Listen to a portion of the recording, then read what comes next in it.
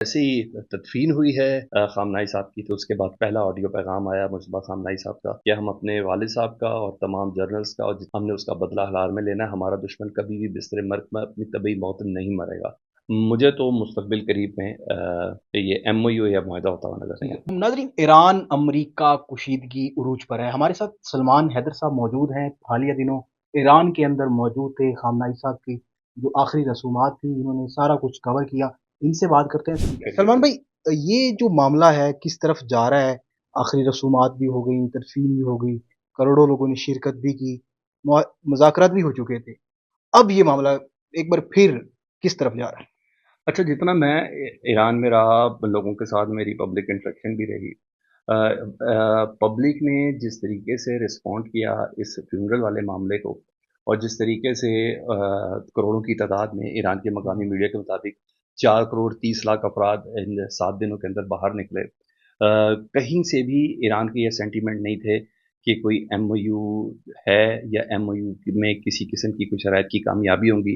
Iran के किसी एक बच्चे को भी इस बात का यकीन नहीं था कि ये MOU या अमेरिका या ट्रंप की किसी गुफ्तगू में किसी किस्म की कोई सदाकत है, और ये MOU किसी कोई तवारत इख्तियार कर सकता है। इनको बड़े अच्छे से इस बात का मालूम था, और ड्यूरिंग, आपको पता है कि फ्यूनरल के दौरान भी ईरान के मशरकी इलाकों के अंदर और मगरबी इलाकों के अंदर बम्बारमेंट होती रही। इवन जिस दिन फ्यूनरल था उस दिन मशहद और तेहरान के दरमियान का जो रेलवे ट्रैक था, उसके 2 पुलों को भी निशाना बनाया गया था।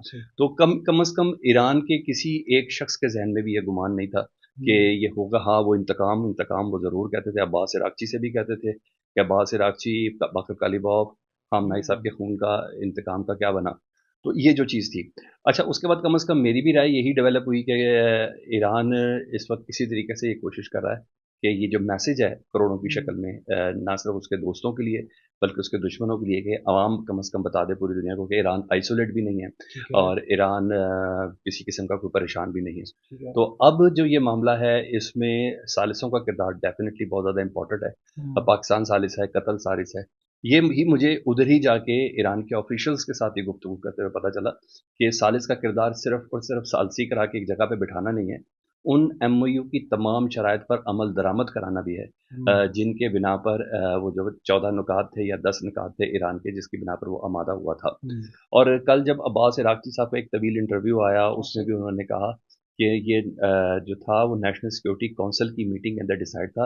लेकिन जब ये मीटिंग हुई थी, उस वक्त नेशनल सिक्योरिटी काउंसिल के तमाम मेंबरान उधर मौजूद नहीं थे, क्योंकि ये मामला इतना आसान नहीं था, क्योंकि जहां हम लोग इकट्ठे होते वहां अमरीकी हमले का भी खतरा था। तो कुछ लोगों से राय जरूर ली गई थी, जिसकी बिना पर आपको बहुत अच्छे से याद होगा कि मुश्तबा खामनाई साहब ने भी यही कहा था कि मैं नहीं चाहता कि मुज़ाकरात हों, लेकिन फिर भी मुझे कहा गया है, जिसमें मसूद पज़ेशियान साहब का भी उन्होंने जिक्र किया कि उन्होंने कहा जिसकी बिना पर मैं ये राज़ी हुआ हूँ।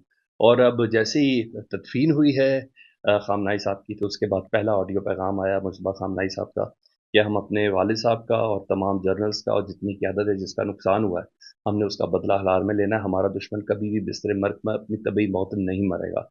जब ये वाली स्टेटमेंट सामने है, तो उसके बाद मेरा ख्याल है अंदाज़ा लगाना मुश्किल नहीं है। और फिर जिस तरीके से पिछले 10 दिनों से एक नया फेज़ शुरू किया हुआ है अमेरिका ने ईरान के ऊपर हमलों का, हालांकि कल से उसका डिसाइड था, आने वाले वक्त हफ्ते में उनका डिसाइड था कि ईरान के इंफ्रास्ट्रक्चर को नुकसान पहुंचाना, ट्रंप ने जो कहा था। लेकिन पिछले 3 दिनों से जिस तरह के ईरान के सैनिटेशन प्लांट को, साफ पानी वाले प्लांट को निशाना बनाया गया, ईरान के टर्नल्स को निशाना बनाया गया, ईरान के बिजली घरों को निशाना बनाया गया, जवाब में जो ईरान कर रहा है, मुझे तो मुस्तकबिल करीब में ये MOU या मुआहदा होता हुआ नजर नहीं आता। डोनाल्ड ट्रंप ये कह रहे हैं कि हमने ईरान के अंदर जो था एक रिजीम का खात्मा कर दिया। आप ईरान में मौजूद थे, आपने ईरान के अंदर अपनी जो लीडरशिप है उनके बारे में क्या चीजें देखी ईरानी अवाम के दिलों में? अच्छा, इसमें मेरी राय नहीं है। अब ये पूरी दुनिया को भी इस बात का पता है कि डोनाल्ड ट्रंप की गुफ्तगू की किसी किस्म की क्रेडिबिलिटी नहीं है। जो जो चीज़ें ट्रंप साहब दावा कर रहे थे कि ईरान की फ़ौज का मैंने खात्मा कर दिया, ईरान के मिसाइल प्रोग्राम का खात्मा कर दिया, ईरान के मैंने जौहरी प्रोग्राम का खात्मा कर दिया, मैंने रजीम चेंज कर दिया, किसी एक दावे की एक रमक भी उधर नज़र नहीं आई। क्योंकि मैं ऑफिशियली था, ईरान की गवर्नमेंट की तरफ से इन्वाइटेड था, और मुझे वो उन तमाम अफराद से मिलने की एक्सेस हासिल थी, जो ना सिर्फ मुज़ाकरात कार भी हैं और सही मायनों में फ़ैसला साज भी हैं। उन सबसे मेरी मुलाकात हुई, बातें भी हुई। तो ट्रंप की इस गुफ्तगू में किसी किस्म की कोई सदाकत नहीं है। और ईरान जिस तरीके से जवाब दे रहा है, और बड़े प्रिसीशन अटैक कर रहा है उर्दन में, कुवैत में और बहरीन के अंदर। ये वो 3 जगह हैं जहाँ से ईरान के ऊपर हमले किए जा रहे हैं। तो ईरान ईंट का जवाब पत्थर से दे रहा है। ईरान का डिसैलिनेशन प्लांट तबाह हुआ तो उन्होंने उनका किया, ईरान का बिजली घर तबाह हुआ तो उन्होंने कुवैत का बिजली घर तबाह किया।